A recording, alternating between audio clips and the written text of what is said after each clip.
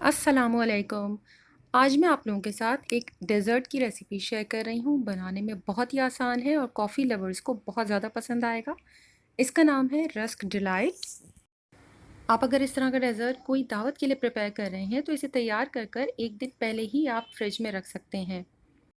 Recipe start करने से पहले अगर आपने अब तक मेरे चैनल को सब्सक्राइब नहीं किया तो प्लीज़ सब्सक्राइब कर लीजिए। तो आइए शुरू करते हैं।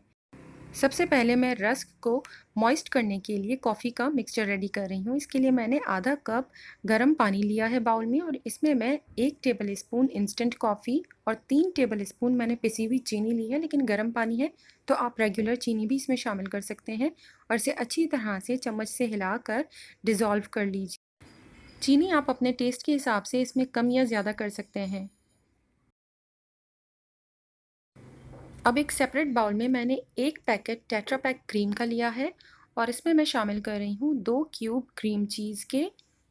साथ ही 4 टेबल स्पून मैंने कंडेंस्ड मिल्क का शामिल किया है। इसकी जगह पर आप आइसिंग शुगर या फिर घर में पिसी हुई रेगुलर शुगर, जिसे हम कैस्टर शुगर भी कह सकते हैं, वो शामिल कर सकते हैं। इन तीनों चीज़ों को बहुत अच्छी तरह से हमें बीट करना है ताकि एक स्मूथ सा पेस्ट तैयार हो जाए। चाहे आप इसके लिए हैंड विस्क का इस्तेमाल करें या इलेक्ट्रिक बीटर का। इसके बाद इसमें एसेंस शामिल करना है। आप चाहें तो वनीला एसेंस ले सकते हैं या फिर कॉफ़ी एसेंस। मैंने इसमें 1/4 टीस्पून कॉफ़ी एसेंस का इस्तेमाल किया है और साथ ही 2 टेबल स्पून दूध शामिल कर दीजिए और एक बार फिर इसे अच्छी तरह से बीट कर लीजिए ताकि स्मूथ सा मिक्सचर रेडी हो जाए।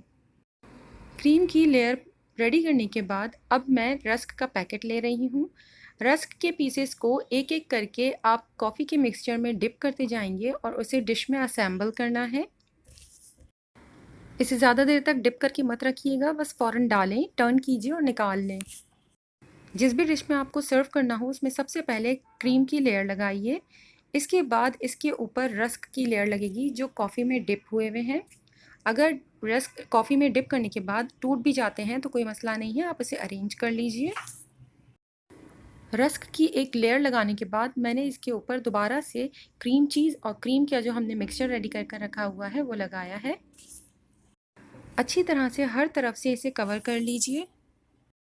मेरी इस डिश में क्रीम की इस क्वांटिटी के साथ 12 रस्क इस्तेमाल हुए हैं और एक लेयर में मैंने 6 रस्क का इस्तेमाल किया है। इस तरह से मेरी 2 रस्क की लेयर्स रेडी हुई हैं।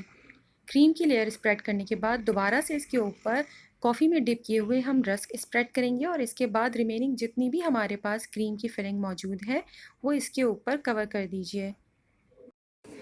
इसकी टॉप पर अगर आप चाहें तो ग्रेट किया हुआ चॉकलेट भी इस्तेमाल कर सकते हैं। पूरे टॉप लेयर को आप कुकिंग चॉकलेट या जो भी चॉकलेट आपके पास अवेलेबल है ग्रेटर से बारीक फाइन ग्रेट कर दीजिए और पूरा इसके ऊपर कवर कर दीजिए।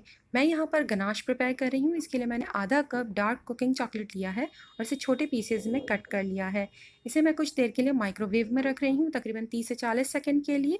निकालने के बाद आप इसे स्टिर कीजिए। निकालते वक्त आपको लगेगा कि ये मेल्ट नहीं हुआ है, लेकिन आप जैसे ही इसे मिक्स करेंगी तो ये मेल्ट होना शुरू हो जाएगा।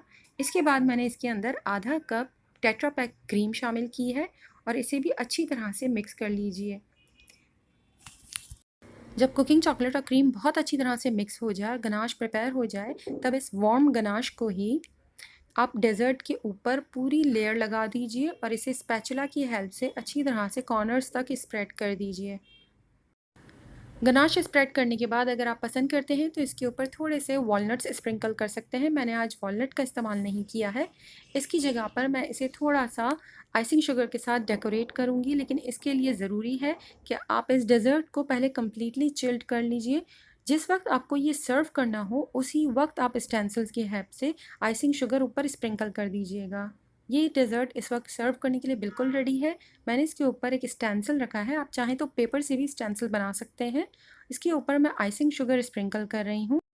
अगर हमने आइसिंग शुगर पहले से ही स्प्रिंकल कर कर रख दी तो फ्रिज में रखने के बाद icing sugar Aahista Aahista ganache में डिज़ोल्व हो जाएगी और डिसअपियर हो जाएगी। इसलिए बेटर है कि ये काम आप बिल्कुल सर्विंग से पहले कीजिए।